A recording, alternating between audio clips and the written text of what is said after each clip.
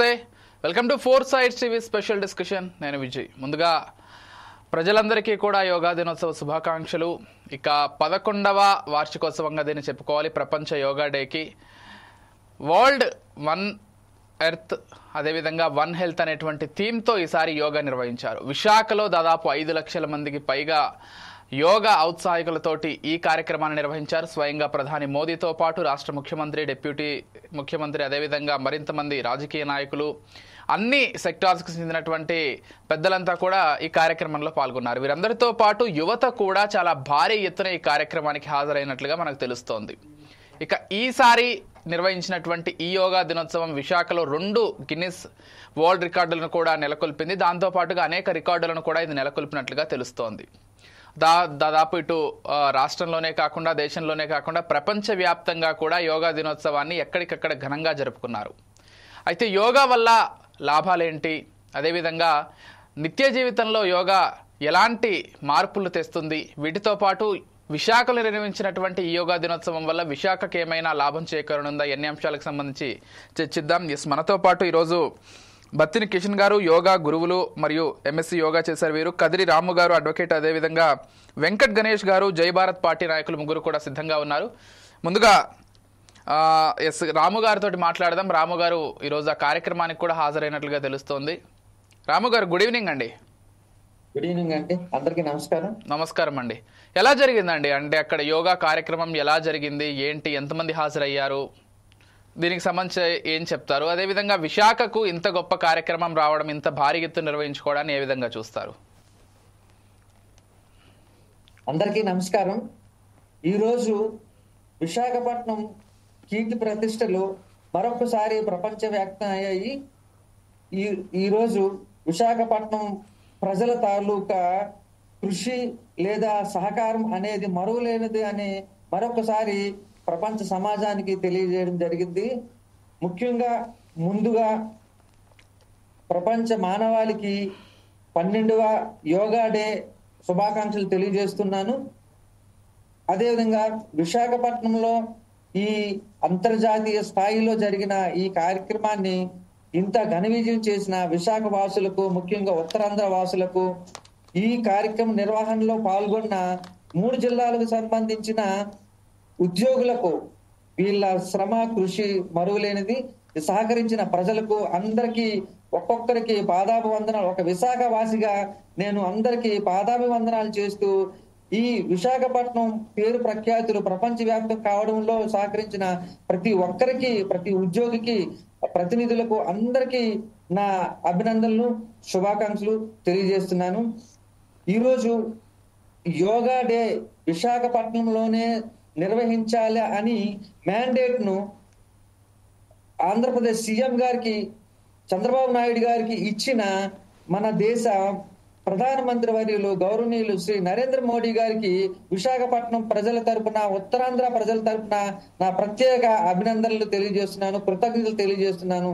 ఈ విధంగా విశాఖపట్నాన్ని ప్రపంచ చిత్రపటంపై ఈ రోజు అందరూ ప్రతి ఒక్కరూ గుర్తు పెట్టుకునే విధంగా ఉండడానికి, కారణభూతం కావడానికి సహకరించిన మోడీ గారికి విశాఖ ప్రజల తరపున నా కృతజ్ఞతాభివందనం తెలియజేస్తున్నాను. ఈ రోజు విశాఖపట్నంలో జరిగిన 12వ అంతర్జాతీయ యోగా దినోత్సవాలు చాలా ఘనంగా, గొప్పగా జరిగాయి. అన్ని విషయాల్లో కూడా, అన్ని ఏర్పాట్లలో కూడా ఎటువంటి లోపాలు, లోటుపాట్లు లేకుండా 5 లక్షల మంది ప్రజలు విశాఖపట్నంలో యోగాలో స్వచ్ఛందంగా పాల్గొన్నారు అంటే అది ఆసామాసి విషయం కాదు, ఇది సాధారణమైన విషయం కాదు. అందుకోసమే ఈ రోజు విశాఖపట్నంలో జరిగిన ఈ ప్రక్రియ గిన్నిస్ బుక్ ఆఫ్ వరల్డ్ రికార్డులో కూడా చోటు చేసుకోవడం ముదావహం, ఎంతో ఆనందదాయకం. ఈ విజయంలో సహకరించిన, పాలు పంచుకున్న ప్రతి యోగా కార్యకర్తకు, ప్రతి ఉద్యోగికి, అందరికీ కూడా మరొకసారి నా ధన్యవాదాలు, కృతజ్ఞతలు తెలియజేస్తున్నాను. ఈ రోజు మనకి విశాఖపట్నం 2 గిన్నిస్ బుక్లు చోటు చేసుకున్నాయి. నిన్న Andhra university engineering college grounds లో ఒక గిన్నిస్ బుక్ సాధించడం జరిగింది. 25,000 మంది గిరిజన విద్యార్థులు 108 నిమిషాల పాటు 108 సూర్య నమస్కారాలు చేసి గిన్నిస్ బుక్ ఆఫ్ వరల్డ్ రికార్డులో నెలకొల్పితే ఈ రోజు విశాఖపట్నం బీచ్ తీరం ఒక పక్క బే ఆఫ్ బెంగాల్ హిందూ మహాసముద్రం, మరో పక్క హిందూ జన సముద్రం, రెండు కళ్ళు చాలవు. విశాఖపట్నం సముద్ర తీరంలో 28 కిలోమీటర్లు ఒక్క ఇంచు కూడా ఖాళీ లేకుండా విశాఖపట్నం వాసులు ప్రతి ఇంచును ఆక్రమించి తమ యోగా స్ఫూర్తిని చాటుకోవడం విశాఖపట్నం యొక్క కృత నిశ్చయానికి, విశాఖపట్నం ప్రజల భావానికి, జాతీయతా భావానికి ఇచ్చిన పిలుపు అందుకునే కృతజ్ఞతా భావానికి నిదర్శనంగా నిలుస్తుంది. 28 కిలోమీటర్లు ఒక్క ఇంచు కూడా ఖాళీ లేకుండా విశాఖ ప్రజలు పాల్గొని మొత్తం తీరంలో 3.5 లక్షల మంది, వివిధ క్రీడా ప్రాంగణాల్లో సుమారు ఇంకొక 1.5 లక్షల మంది, మొత్తం 5 లక్షల మంది ప్రజలు ఈ యోగాలో పాల్గొన్నారు విశాఖపట్నంలో. అదే విధంగా యోగాంధ్రాలో ఈ రోజు ఆంధ్రప్రదేశ్ లో 2 కోట్ల మంది పాల్గొన్నారు. దీన్ని ప్రత్యక్షంగా నరేంద్ర మోడీ గారు ఈ అనంతరం సూచిస్తూ మెచ్చుకోలుగా వ్యాఖ్యానించడం కూడా జరిగింది. 5 లక్షల మంది విశాఖపట్నంలో పాల్గొనడం, 2 కోట్ల మంది ఆంధ్రప్రదేశ్ లో పాల్గొనడం చాలా గొప్ప విషయంగా భావిస్తూ నరేంద్ర మోడీ గారు కూడా ప్రస్తుతించారు. అయితే ఇప్పుడు యోగాలో లాభం ఏంటి, యోగా వల్ల నష్టం ఏంటి అనేది కూడా పక్కన పెడితే, ఈ ప్రక్రియ వల్ల ఈ రోజు చోటు చేసుకున్న ఈ సంఘటన వల్ల విశాఖపట్నం పేరు ప్రపంచ దేశాలకు మరొకసారి తేటతెల్లమైంది. ఇక్కడ ఈ ప్రపంచ దేశాలన్నీ ఇక్కడ చూడటం వల్ల ప్రపంచ దేశాల చూపంతా విశాఖపట్నం మీద పడింది. ఇప్పుడు విశాఖపట్నానికి మరిన్ని పెట్టుబడులతో మరిన్ని దేశాలు వ్యాపారాన్ని విస్తరించుకోవడానికి రావడానికి కూడా అవకాశాలు ఉంటాయి. రైట్ అండి, రైట్. సో ఒకసారి బత్తిని కిషన్ గారితో మాట్లాడదాం. ఎంఎస్సి యోగాలో వారు నిపుణులు, అదే కాకుండా యోగా గురువులుగా కూడా వారు వ్యవహరిస్తున్నారు. కిషన్ గారు నమస్తే అండి. ఒక్కసారి అన్మ్యూట్ చేసుకుంటారా కిషన్ గారు కైండ్లీ? నమస్కారం అండి. అందరికీ అంతర్జాతీయ యోగా దినోత్సవ శుభాకాంక్షలు. సో ఈ రోజు అంతర్జాతీయ యోగా దినోత్సవం జరుపుకోవడానికి అంటే మనకు శాస్త్రాలలో వన్ ప్లానెట్ అంటే వసుదైక కుటుంబకము అనేది మనకు అర్థమవుతుంది. అంటే వసుధ ప్లస్ ఏక అంటే ఈ భూమి మీద ఉన్నటువంటి ప్రతి మానవుడు కూడా ఒక ఫ్యామిలీ లాగా ఉండాలని చెప్పేసి మన గౌరవ ప్రధానమంత్రి గారు చెప్పడం జరుగుతుంది అన్నమాట. అది యోగా తోటి 200% సాధ్యం అవుతుంది. ఎందుకంటే ఏ కులం వారైనా, ఏ మతం వారైనా, ఏ ప్రాంగణంలో ఉన్న ఎటువంటి వాళ్ళైనా, ఏ దేశమైనా, టోటల్ యూనివర్స్ మొత్తం, దట్ ఈస్ కాల్ వసుదైక కుటుంబకం. అంటే ఎవరికైనా మైండ్ అండ్ ఎవరికైనా శరీరము, ఎవరికైనా ఆత్మ, ఈ 3 శుద్ధిగా ఉండాలి అనుకుంటారు. సో ఈ త్రికరణ శుద్ధితో పాటు ఈ 3 కూడా our body, our mind, our soul, ఈ 3 కూడా యోగా తోటి శుద్ధి చేసుకోవచ్చు. సపోజ్ ఇప్పుడు కొంచెం సంగీతం ద్వారా కావచ్చు, ఇంకేదన్నా వ్యాయామాల ద్వారా కావచ్చు, కొద్దిగా శారీరకంగా, కొంచెం మానసికంగా కొంచెం ఉల్లాసం ఉండవచ్చు. కానీ ప్రప్రథమంగా మాత్రం యోగానే ప్రథమ స్థానం అని చెప్పేసి మనకి ఇప్పుడు అర్థమవుతుంది. అంటే ప్రతి ఒక్కళ్ళు కూడా యోగా అనేది మనకు 5000 సంవత్సరాల క్రితమే పతంజలి మహర్షి మనకు అందించాడు. ఈ సనాతనమైనటువంటి ధర్మం సంబంధించినప్పటికీ కూడా ఈ మోడ్రన్ ఇప్పుడున్నటువంటి టెక్నాలజీ, ఇప్పుడున్నటువంటి స్ట్రెస్లకు, ఇప్పుడున్నటువంటి పరిస్థితులకు, ఇప్పుడున్నటువంటి వాతావరణంలకు యోగా అనేది బాగా సహాయం చేస్తుంది అని మనకు తెలుస్తుంది. అందుకని చెప్పేసి ఇప్పుడు మనకు విశాఖపట్నంలో అన్ని వేల లక్షల మంది, దాదాపు బీచ్ మొత్తం కూడా, అంటే విశాఖపట్నం నుండి శ్రీకాకుళం వరకు మొత్తం ఎక్కడైనా కూడా యోగా ప్రోగ్రామ్స్ బీచ్ మధ్యలో జరగడం అంటే అంత ఈజీ అనేటువంటిది కాదు. ఇది అద్భుతమైనటువంటి శక్తి, సామర్థ్యం మన అందరిలో ఉంది. సో ఇది రాజకీయ కార్యకర్త కాకుండా ఆరోగ్య కార్యకర్తగా ప్రతి ఒక్కరు దీంట్లో పాల్పంచుకున్నారు. ఆరోగ్య కార్యకర్తగా కిషన్ గారు అంటే ఏ విధంగా చేయాలి అంటే ప్రధానంగా యోగాకి సంబంధించి అంటే మనం నిత్య జీవితంలో యోగాని పాటించడం వల్ల వచ్చే లాభాలు కావచ్చు, లేకపోతే దాని అవసరం ఏంటి అనేది కూడా మీరు చెప్తే బాగుంటుంది ప్రేక్షకులకి. రైట్. ఎందుకంటే మనకు శాస్త్రాలలో చెప్పినట్టుగా 24 గంటలు టైం ఉంటుంది. ఆ 24 గంటలలో మనం ఎన్ని గంటలు వర్క్ చేస్తాము, ఎన్ని గంటలు నిద్రపోతాము, ఎన్ని గంటలు మనం వ్యాపారం చేస్తాము, ఎన్ని గంటలు ఉద్యోగం చేస్తాము అనేది మనకు ప్రతి ఒక్కరికి దినచర్య ఉంటుంది. ఆ దినచర్యలో ప్రతిరోజు స్నానం చేస్తారు, ప్రతిరోజు కాలకృత్యాలు తీసుకుంటారు, ప్రతిరోజు ఏదో ఒక యాక్టివిటీస్ అయితే 1 అవర్ 2 అవర్ మార్నింగ్ టైం అయితే వేస్ట్ చేస్తూ ఉంటారు. సో మనకు ఆరోగ్యంగా కంపల్సరీ మనం హెల్త్ ఈజ్ వెల్త్ అన్నట్టుగా అన్ని సంపదల కంటే ఆరోగ్యం అనే సంపద చాలా ముఖ్యమైనది. కాబట్టి ప్రతి ఒక్కరూ ఈ ప్రాణాయామం చేయడం వల్ల, ఈ ఆసనాలు చేయడం వల్ల మన లోపల ఉన్నటువంటి మాలిన్యాలు, మన లోపల ఉన్నటువంటి నెగటివ్స్ అన్ని కూడా బయటకు పోతాయి. కాబట్టి ప్రతి ఒక్కరికి చిన్న పిల్లలు 9 సంవత్సరాల నుంచి 100 సంవత్సరాల వరకు ప్రతి ఒక్కరు కూడా యోగాభ్యాసం చేయొచ్చు. అంటే పిల్లలకు కొన్ని ఆసనాలు ఉంటాయి, మధ్య వాళ్ళకు కొన్ని, దాంట్లో కేటగిరీస్ ఉంటాయి అన్నమాట. శైశవాభ్యస్త విద్యానం యవ్వనే గృహోషణం వార్ధక్య మునుకృతీనాం యోగినంత జీవనం. ఫస్ట్ 20 సంవత్సరాల వరకు ఎటువంటి ఆసనాలు చేయాలి, తర్వాత 20 సంవత్సరాల వరకు ఎటువంటి ఇష్యూస్ వస్తాయి, ఎటువంటి సమస్యలు వస్తాయి, వాటి నుంచి మనకు ఎట్లా లాభం జరుగుతుంది, ఒక ఆసనం వల్ల ఎట్లా లాభం జరుగుతుంది, ఒక ప్రాణాయామం వల్ల ఎట్లా లాభం జరుగుతుంది, ఒక ముద్ర వల్ల ఎట్లా లాభం జరుగుతుంది, ఒక క్రియ వల్ల ఎట్లా లాభం జరుగుతుంది, ఒక చాంటింగ్ ద్వారా ఎట్లా లాభం జరుగుతుంది అనేది యోగ శాస్త్రంలో ఉంది అండి. ప్రతి ఒక్కరికి ఇది అందరి యోగా సర్వమయం.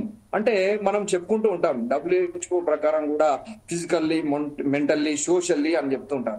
అంటే సామాజికంగా, మానసికంగా, శారీరకంగా ఎవరైతే ఫిట్ గా ఉంటారో అది నిజమైనటువంటి ఆరోగ్యము అని చెప్పి చెప్తారు. ఇటువంటి అన్ని కూడా సామాజికంగా అంటే అందరూ కలిసి చేసుకోవాలన్నట్టు, సంఘటిత్వం చేసుకోవాల్సినటువంటి మన పూర్వీకులు అందించారు. వాళ్ళ కృతజ్ఞతా భావంగా వాళ్ళు అందించిన మోడర్న్ లైఫ్ లో కూడా మనము ఏ విధంగా ఆరోగ్యంగా ఉండాలి, ఏ విధంగా ప్రశాంతంగా ఉండాలి, సామాజికంగా ఏ విధంగా ఉండాలి అనేది ఆ ఎమోషన్ కూడా యోగా ద్వారా వస్తుందండి. దీంట్లో నో డౌట్ ఎట్ ఆల్. మంచిగా చక్కగా అభ్యాసం చేసుకొని స్వయంగా అభ్యాసం చేస్తే ఎవరికైనా కూడా ప్రతి ఒక్కరికి ఆనందం లభిస్తుంది, ఆరోగ్యం లభిస్తుంది. ఈ రెండు లభించినాయి అనుకో ఐశ్వర్యం లభించినట్టే మనకు. సో కాబట్టి నేనేం చెప్తానంటే, నా అభిప్రాయం మనకు ప్రతి ఒక్కరు ఒక గంట సేపు, ఒక హాఫ్ అన్ అవర్ టైం తీసుకొని మార్నింగ్ మనం చేస్తే బెటరు, లేకపోతే ఈవినింగ్ సాయంకాలం పూట కూడా చేయొచ్చు. ఇంత పెద్దమైనటువంటి ఋషులు, గురువులు మనకు అందించారు, దాన్ని మనం కాపాడుకోవాలి. అది ఇప్పుడు నిదర్శనం అవుతుంది, దాన్ని మనం ఇప్పుడు ముందుకు తీసుకుపోతున్నాం. అదే ఈ అంతర్జాతీయ యోగా దినోత్సవం యొక్క ముఖ్యమైనటువంటి ఉద్దేశం. రైట్. ఎస్, ఒక్కసారి వెంకట గణేష్ గారితో మాట్లాడదాం. జై భారత్ పార్టీ నాయకులు వారు, విశాఖ వాస్తవ్యులు కూడా. ఎస్ గణేష్ గారు నమస్కారం అండి. నమస్తే అండి. ఎస్, ఎలా జరిగిందండి ఈరోజు కార్యక్రమం? అంటే దాదాపు 2 ప్రపంచ రికార్డులు వచ్చాయి, అది కాకుండా స్వయంగా ప్రధాని మోదీ వచ్చారు. అంటే ఈసారి ప్రపంచంలో జరిగినటువంటి యోగా కార్యక్రమాల్లో విశాఖలో జరిగింది హైలైట్ అనే చెప్పుకోవాలి. ఎందుకంటే ప్రపంచ రికార్డులే నెలకొల్పామంటే దాన్ని బట్టి అర్థం చేసుకోవచ్చు. అంటే ప్రజలు కూడా చాలామంది యోగా ఉత్సాహికులు స్వచ్ఛందంగా వచ్చి పాల్గొన్నట్లుగా తెలుస్తోంది. ఎలా జరిగింది ఏంటి, అది కూడా మన విశాఖలో జరగడం మరింత గర్వకారణం, ఏం చెప్తారు? అందరికీ భక్తులందరికీ నమస్కారం అండి. ఇది చాలా మంచి సబ్జెక్ట్ మనం మాట్లాడుతుంది.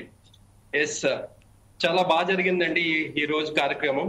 సో ఈ రోజు ఇంటర్నేషనల్ యోగా డే ని మనం జరుపుకుంటున్నాం. అసలు ఈ ఇంటర్నేషనల్ యోగా డే గురించి కొద్దిగా మనం తెలుసుకోదలుచుకుంటే, యాక్చువల్ గా మన ప్రధానమంత్రి గారు ఫస్ట్ టైం ప్రధానమంత్రి అయిన తర్వాత డిసెంబర్ 2014 లో సెప్టెంబర్ లో ఐక్యరాజ్య సమితిలో మన ఇంటర్నేషనల్ యోగా డే ని ప్రపోజ్ చేశారు. మన భారతదేశం నుంచి మంత్స్ లోని డిసెంబర్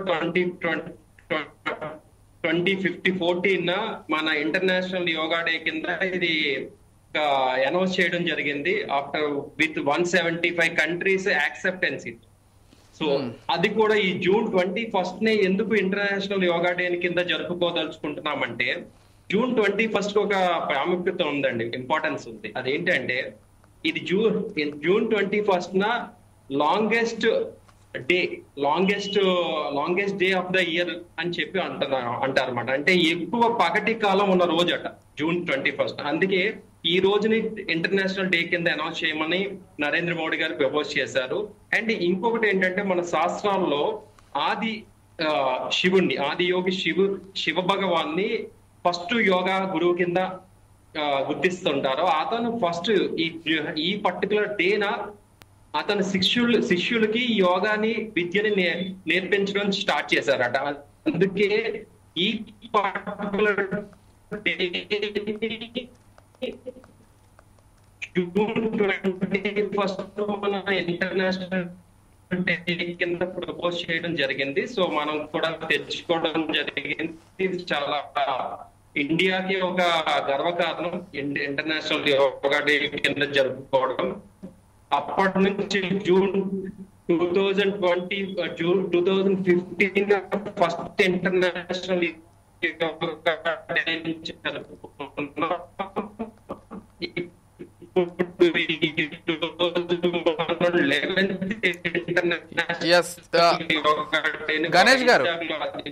గణేష్ గారు మీ ఆడియో కొంత డిస్టర్బెన్స్. గణేష్ గారు చాలా గొప్ప కారణం. గణేష్ గారు ఇంకా కమింగ్ టు గణేష్ గారు వినిపిస్తుందా? ఆర్కే బీచ్ నుంచి భీమిలి వరకు ఒక పెద్ద మ్యాప్. గణేష్ గారు రైట్, కొంత మీ ఆడియో డిస్టర్బెన్స్ అవుతుంది. గణేష్ గారు ఆడియో డిస్టర్బెన్స్ అవుతుంది. సిగ్నల్ ఇష్యూ అనుకుంటానండి. అలాగే ఉంది. సో ఈలోపు ఒక్కసారి నేను రాము గారితో మాట్లాడి మళ్ళీ మీ దగ్గరకు చెప్పండి.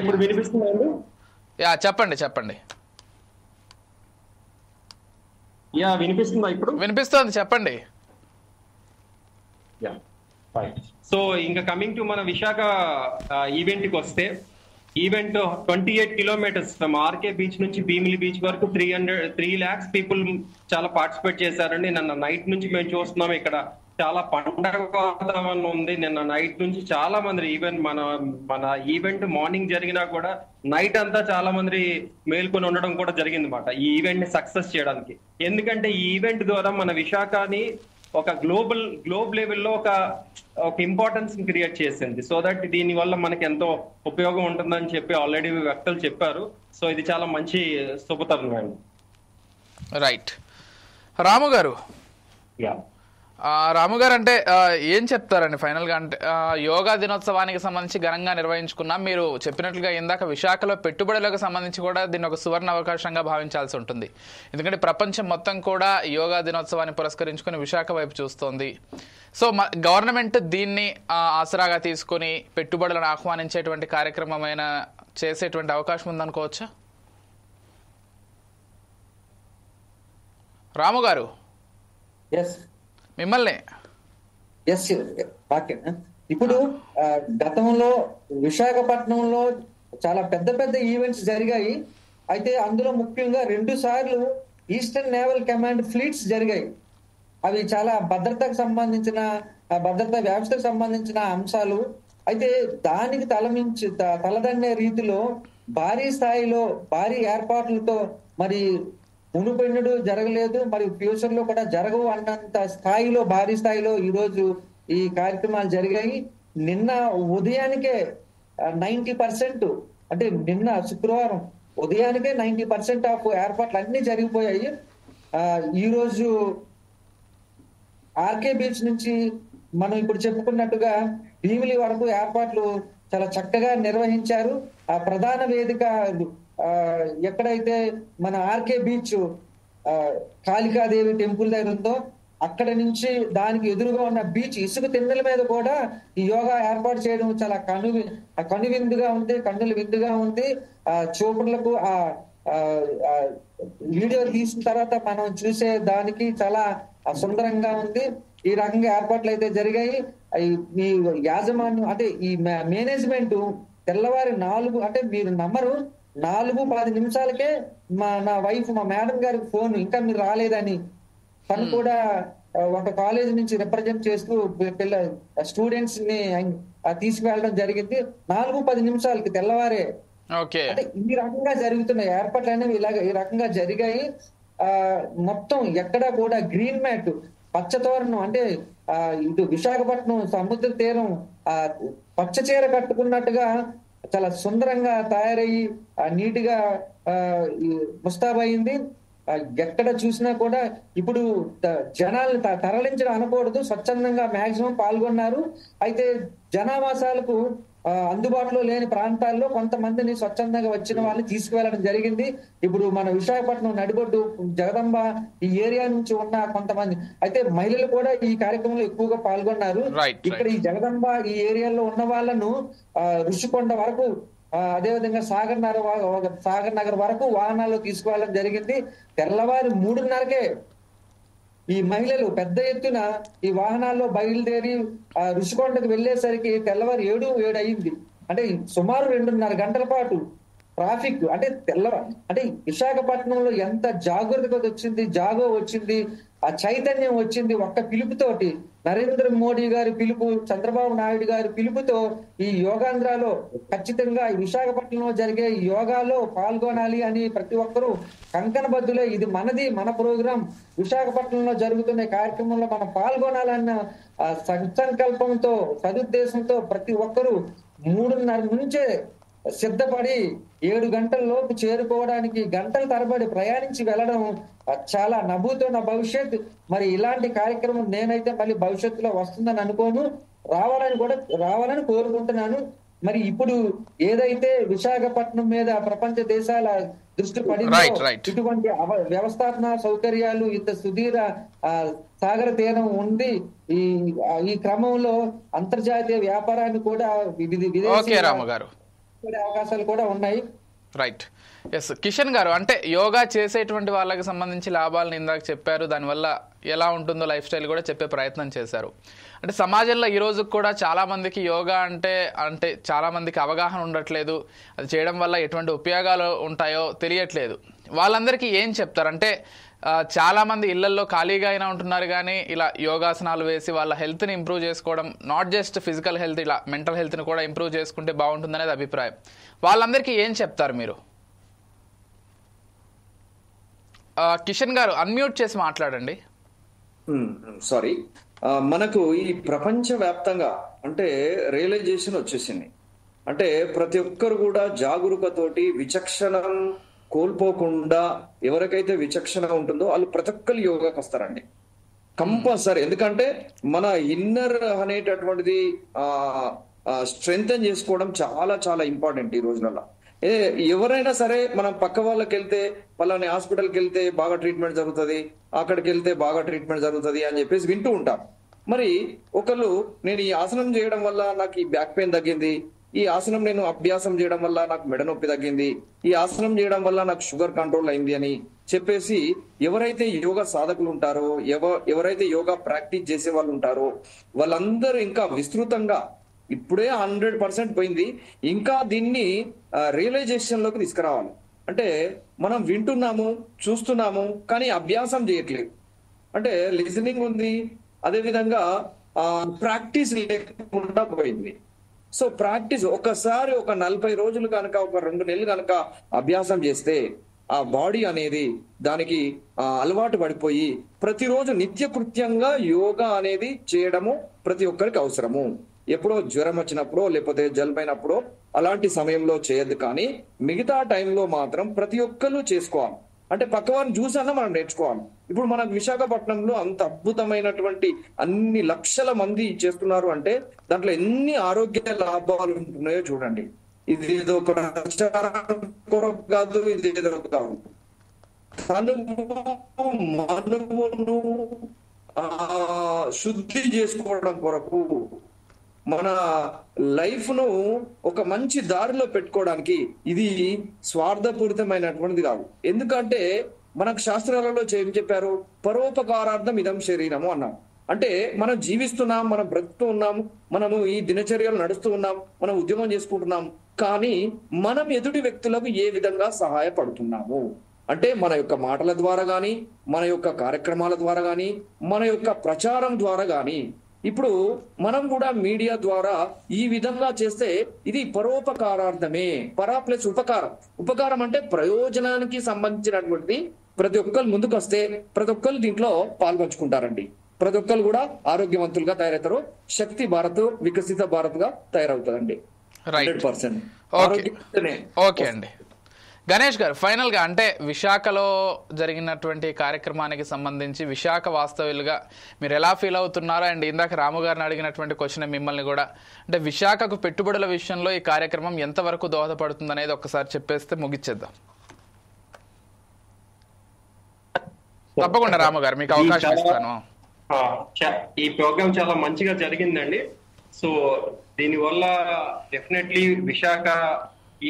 విశాఖ ఇమేజ్ అన్నది గ్లోబల్ లెవెల్లో వెళ్ళడం జరుగుతుంది. దీనివల్ల మంచి మంచి కంపెనీ అధిపతులైన ఇన్ఫోసిస్ కానీ,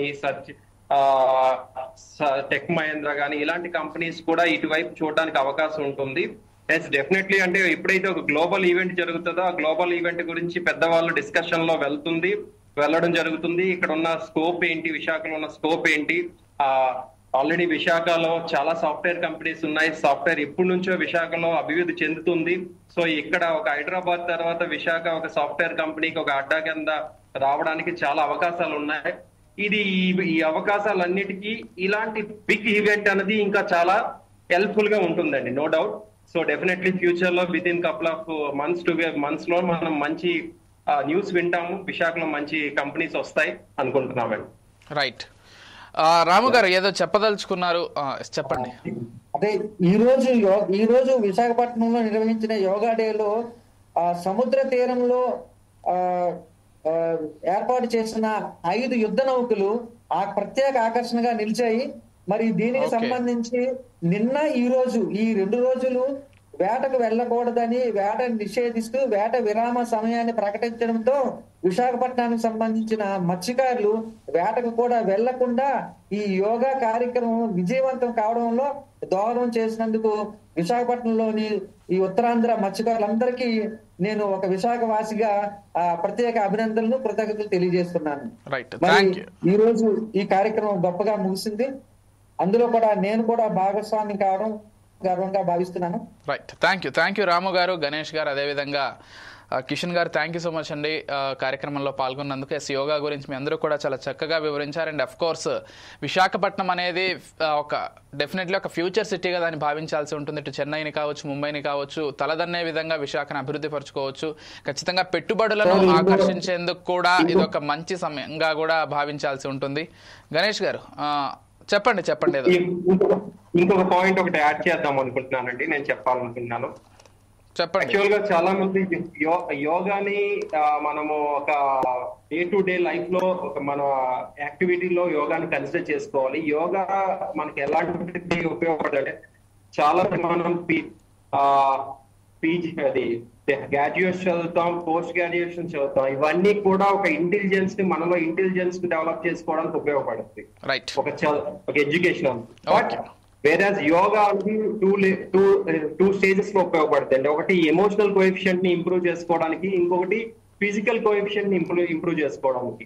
ఈ 2 ఇంప్రూవ్మెంట్స్ అన్నది యోగా ద్వారా వస్తుందండి. ఒక ఎడ్యుకేషన్ ద్వారా ఇంటెలిజెన్స్ కోఎఫిషియంట్ ని ఇంప్రూవ్ చేసుకోగలిగితే, యోగా ద్వారా ఎమోషనల్ కోఎఫిషియంట్ ని అండ్ ఫిజికల్ కోఎఫిషియంట్ ని ఇంప్రూవ్ చేసుకోగలం. అండ్ నా ఒక సజెషన్ ఏంటంటే, గవర్నమెంట్ యోగాకు సంబంధించిన కాన్సెప్ట్స్ కానీ యోగా వీటిని కూడా మన కరికులం లో, ఈవెన్ స్కూల్ లెవెల్ నుంచే కరికులం లో పెట్టగలిగితే పిల్లలకి ఆ యోగా ఆసనాల వల్ల వాటి ఉపయోగాలు ఏంటి, వాటి వల్ల మానసిక స్థితి ఎలా ఉంటుంది ఏంటి అన్నది చెప్పగలిగితే ఇంకా బాగుంటుంది, ఇంకా ఇంప్రూవ్ అవడానికి బాగుంటుంది. ఇది మన కంట్రీ డెవలప్మెంట్ లో కూడా చాలా యూజ్ఫుల్ అండి. Right, thank you. మన కంట్రీ ఫ్యూచర్ లో డెవలప్ అవడానికి చాలా ఉపయోగపడుతుంది. Right, thank you so much Ganesh గారు. మీ అమూల్యమైనటువంటి సలహాని ప్రభుత్వం కూడా దృష్టిలో పెట్టుకుని యోగాకి సంబంధించి మరింత ముందుకు తీసుకెళ్లాలి, కార్యక్రమాన్ని ప్రజల్లో మరింత అవగాహన కల్పించాలని కోరుకుందాం. థ్యాంక్ యూ సో మచ్ రాము గారు, గణేష్ గారు, కిషన్ గారు. మొత్తంగా యోగా డేకి సంబంధించి 2 ప్రపంచ రికార్డులతోటి ఈరోజు విశాఖపట్నం ప్రపంచ పట్టణంలోనే సగర్వంగా తలెత్తుకుని నిలబడిందని చెప్పుకోవాలి. అండ్ ఎస్, అఫ్ కోర్స్ యోగాకి సంబంధించి కూడా ప్రతి ఒక్కరు అవగాహన కల్పించుకోవాల్సినటువంటి అవసరం ఎంతైనా ఉంది. నిత్య జీవితంలో యోగాని ఒక భాగంగా చేసుకున్నట్లయితే ఇటు మానసికంగా కావచ్చు, శారీరకంగా కావచ్చు అత్యంత దృఢంగా ఉంటాడు మనిషి అనేది మన పురాణాలు కావచ్చు, లేకపోతే అనేక వేల సంవత్సరాల నుంచి భారతదేశంలో యోగా ఒక ప్రాక్టీస్గా జరుగుతోంది. ఇక ముందు కూడా కొనసాగిద్దాం. ఇది వాళ్ళ special discussion. Keep watching 4 Sides TV.